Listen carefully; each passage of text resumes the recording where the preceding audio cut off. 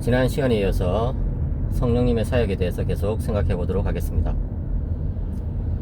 지난 시간에 우리는 성령님은 창조의 영이시다 라는 것을 강조를 했습니다. 오늘 우리는 성령님은 계시의 영이시다 라는 것을 강조하고자 합니다. 성령님이 계시의 영이시라는 사실은 성령님의 중요한 역사 가운데, 사역 가운데 하나님의 임재를 경험시키고 이해시키는 사역이 있다는 것을 우리는 먼저 기억해야 합니다. 시편 139편에 보시면은 내가 주의 신을 떠나 어디로 가겠습니까? 라는 그런 시인의 질문이 나오죠. 내가 하늘로 갈지라도 하나님은 거기 계시고, 또 스올로 내려갈지라도, 음부로 내려갈지라도 하나님은 거기 계시고, 내가 새벽 날개를 치며 바다 끝에 가서 거기 거할지라도 하나님은 거기 계신다 라고 시인은 고백하고 있습니다. 주의 신 하나님의 영을 떠나서 우리는 존재할 수 없다. 그리고 이 세상 어디에도 하나님의 영이 계시지 않은 곳은 없다는 것을 시인이 노래하고 있는데, 여기서 우리가 깨달을 수 있는 것은 어디에나 계신 하나님, 이 공간을 가득 채우면서도 공간을 초월하신 하나님의 그 임재를 실제적으로 의식하도록, 느끼도록, 깨닫도록 만드는 그 일을 성령 하나님께서 하신다는 사실입니다. 많은 사람들이 하나님을 어떻게 알 수 있느냐 이렇게 이야기를 합니다. 하나님이 계시다는 것을 어떻게 알 수 있느냐는 그런 질문이죠. 그러나 여러분, 성경에 따르면 인간은 사실은 하나님을 떠나서 도무지 살아갈 수가 없습니다. 위대한 교부 아구스티누스는 인간의 모든 삶이 하나님께 근거하고 있다는 것을 말하고 있을 뿐만 아니라, 특별히 이 인간의 이 지각 능력이 하나님에 의존하고 있다고 이야기하고 있습니다.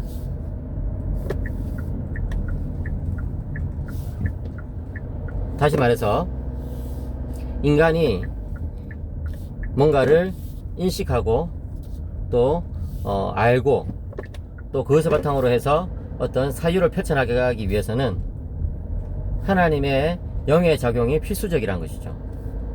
이 굉장히 놀라운 그런 주장인데요. 조금 어려운 말로 말하면은 인식론의 성령론적 기반이라고 말할 수 있습니다. 다시 말해서 인간이 무엇을 아는 데 있어서, 인식하는 데 있어서 성령님이 반드시 역사하셔야 된다는 것이죠.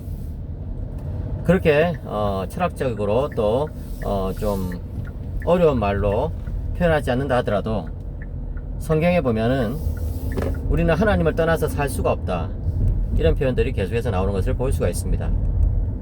우리가 하나님을 떠나서 살 수가 없다고 한다면 인간의 가장 기본적인 기능인 이 지각 능력, 의식 능력도 역시 하나님의 그 역사에 근거하고 있다라고 우리는 고백할 수 있겠죠.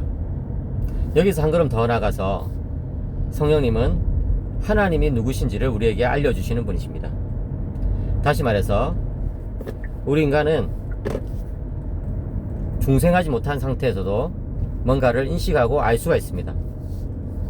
그러나 여러분, 우리 인간이 하나님에 대해서 알기 위해서는 반드시 성령님의 도움이 필요합니다.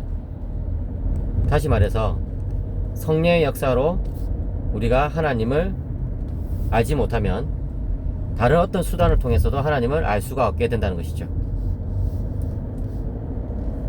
여기서 우리는 구약과 신약의 통일성에 대해서도 생각하게 됩니다. 구약도 하나님에 대해서 알려주는 책이고 신약도 하나님에 대해서 알려주는 책이죠. 그런데 이 구약 계시와 신약 계시가 동일하신 한 분, 성령님을 통해서 우리들에게 주어진 것을 기억한다면 구약 계시와 신약 계시는 서로 연결될 수밖에 없다는 것을 우리는 깨닫게 되는 것입니다. 역사상 많은 사람들이 구약과 신약을 단절시켜 버리려고 했습니다. 그 중에 대표적으로 마르키온이라는 이단이 초대교회에 있었죠. 마르키오는 구약의 하나님과 신약의 하나님은 다르다. 구약의 신과 신약의 신은 다르다. 이렇게 주장했습니다. 구약의 신은 데미우르고스라고 한다면은 신약의 신은 바로 예수 그리스도의 아버지신 하나님이시라고 이야기한 것이죠. 그러니까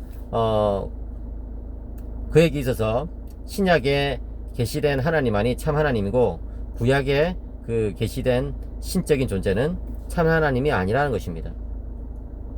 그런데 사실은 그렇지가 않습니다.